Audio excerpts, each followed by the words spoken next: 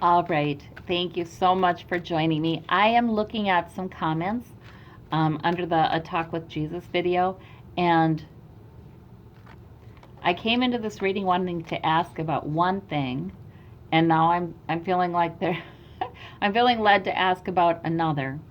And here's the question I'm asking for Jesus. I'm asking you, and we're exploring. Okay, we're exploring the Two of Wands, exploring the world, exploring the spiritual world, exploring spirituality. All right, I am asking you, Jesus, use me as a conduit, use me as a channel. And I want to ask a question about that comes up very frequently for every person. Why is there evil? Why do bad things happen? Why is there suffering? Why is there pain? Why is there tragedy? Why are people allowed to harm other people? Why? And I feel like I'm hearing now that's a few different questions. Okay, so why are people allowed to harm other people? We'll start with that one, okay? Why does that happen? Why does that happen? All right. And I'm trying to think. I'm just going to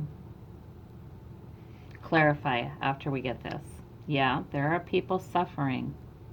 There certainly are. And yes, the refugees and asylum seekers are on our minds. Why are there homeless people? Why are there people who are so vulnerable and hurting so bad and then they're kicked when they're down? Why? Okay, I'm just going to lay 3 cards. Death. Why is there death? Why is there death? Why is there suffering with that death? Okay. And why are things a mystery? Why can't we figure any of this out? Why aren't we given more answers? All right, so it's become obvious what's happening here to me that, so God is, Jesus is, Spirit is, whoever you believe Spirit is answering our questions one at a time.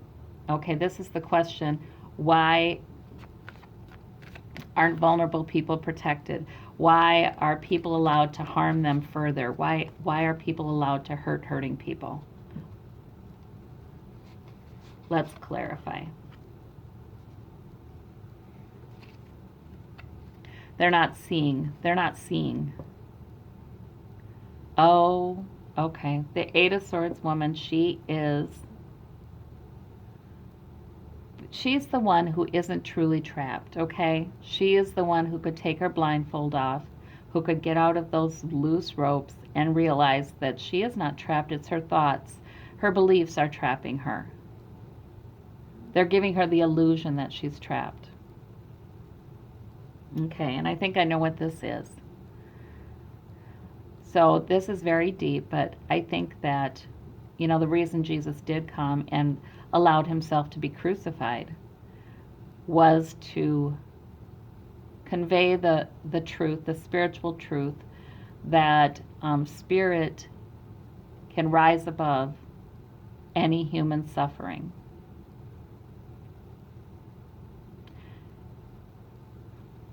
That our joy and our strength does not lie in our circumstances, but it lies in our inner sight. Those who have eyes to see, not the physical eyes. That's why he always would say that.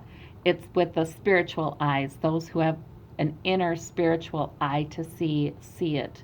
That the truth is not this. The truth is not this temporary suffering. This is a visit we do to this physical realm, but it's not who we are. It's not what our existence is. It's not what our journey is. Our journey, maybe the suffering that happens to us can be used to help us to develop that spiritual sight and centeredness and that relationship with Spirit that will sustain us. Jesus, when he yeah, that's what it is. And it's so hard.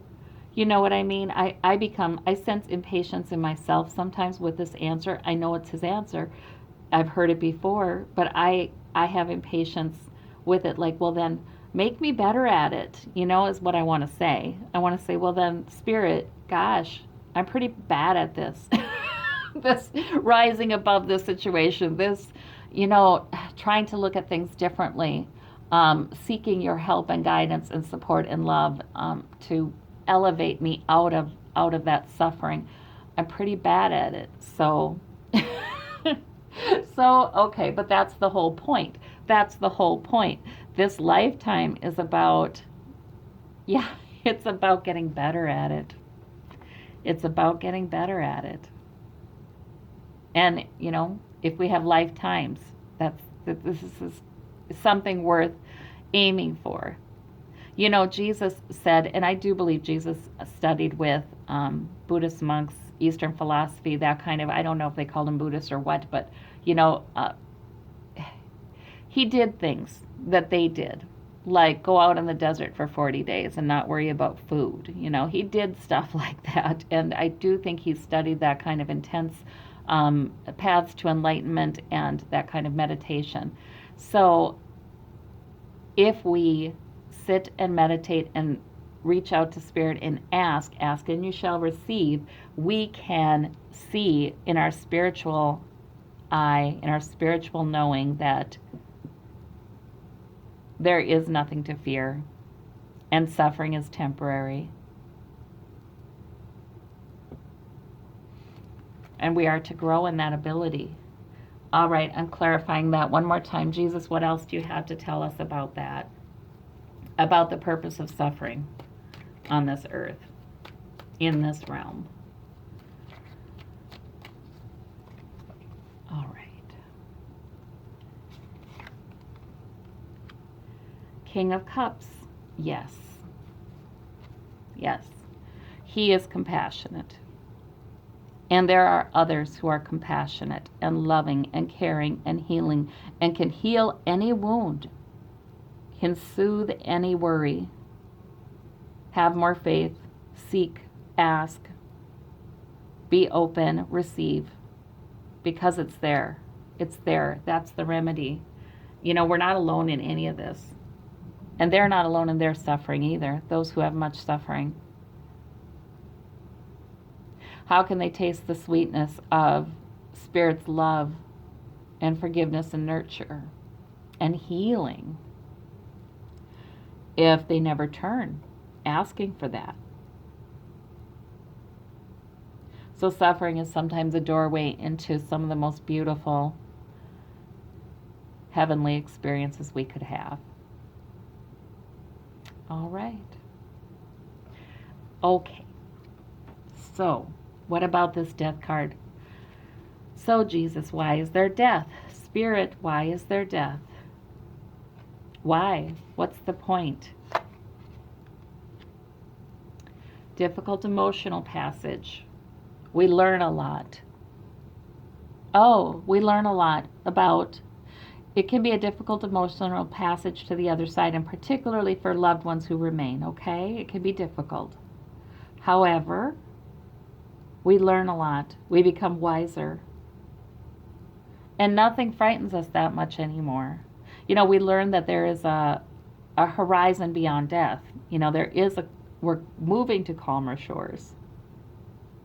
People who have had near-death experiences don't fear death anymore, and nor do they have as much trouble with grieving lost loved ones, because they know that they're at peace, they know they're happy, they know they're at calmer shores. Death is actually very instructive, he's telling me. He's saying it's very instructive. It's a miraculous time in a person's life. And if you have the gift of being privy to another person's death, try to see the spiritual in it. Try to see what they're seeing as they're nearing that distant shore. Because many people are walking, in one foot in this physical realm and the other in the spiritual realm, leading up to their death. That's happening with many people, and we can see a little bit about that other plane.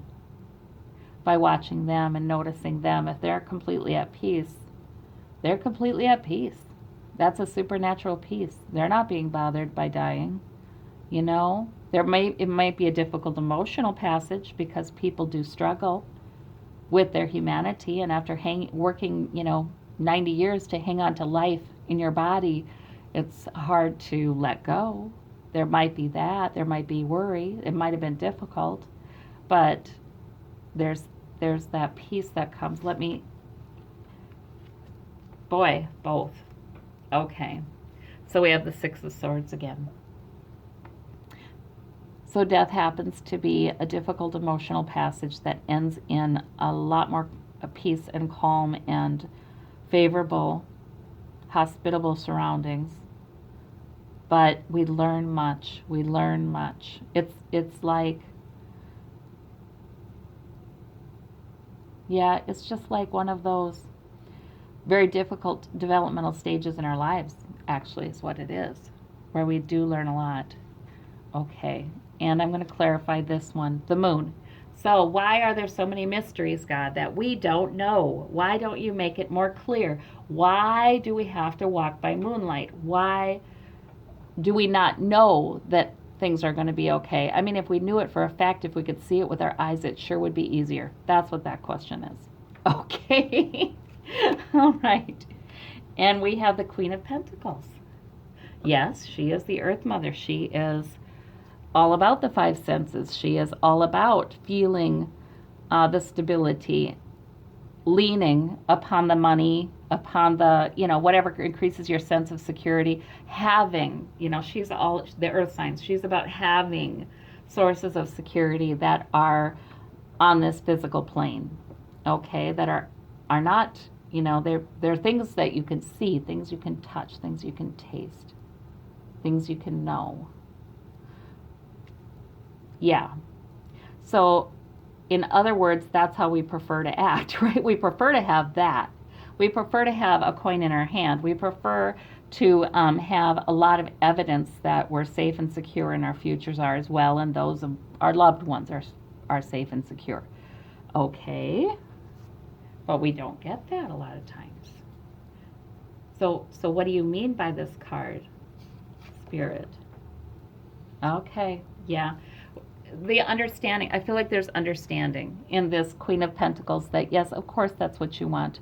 You do feel more comfortable if you have verifiable sources of security you can touch, you can see, you can hear. Okay, you do feel more comfortable, and that's why sometimes Spirit helps increase those sources of comfort. I mean, we are not to be constantly buffeted by winds of uncertainty. There might be times in our lives when that happens, and then we have to embrace the energy of the Fool and trust. Usually there are times of new growth, new beginnings, okay? But I see Spirit saying, I understand. I hear you. I understand. I understand your need. Just like Spirit comes in here with healing and love and compassion and renewal, internal emotional renewal as a remedy. Spirit comes in here with sometimes practical help. Yes, sometimes practical help. Sometimes reminding us that of all the reasons we have that are we can see that tell us we should feel secure, that tell us we're safe, that tell us we're okay. Sometimes actually bringing practical help in, increasing sense of security. I feel like I hear Spirit saying, I'm not interested in letting anybody suffer for the sake of suffering, or letting anybody be in need or want just for the sake of learning to trust God more. I'm not into that. Like I feel like Spirit is saying only as much as, well, it's not even like that. It's all, whatever suffering or uncertainty comes into your life, yeah, Spirit's going to use that. But also there is practical help, and Spirit is interested in helping you to feel more secure, giving you some physical proof that you have more security than you think you do. So it's not like there's this indifference. And we can ask for, for our loved ones to be well, for good health, for having enough. We can ask for money, blessings of money. We can do that. And Spirit does care. Spirit knows that we are an earthbound figure. Spirit knows that we sometimes need that. And that's okay. They're interested in helping us with that, interested in bringing that to us. But it's not as simple as I was almost saying, like Spirit's not only going to give us enough challenges that we can grow from. But it's not even like that. It's more complicated than that. It's sort of like bad things happen to all kinds of people, good people too. And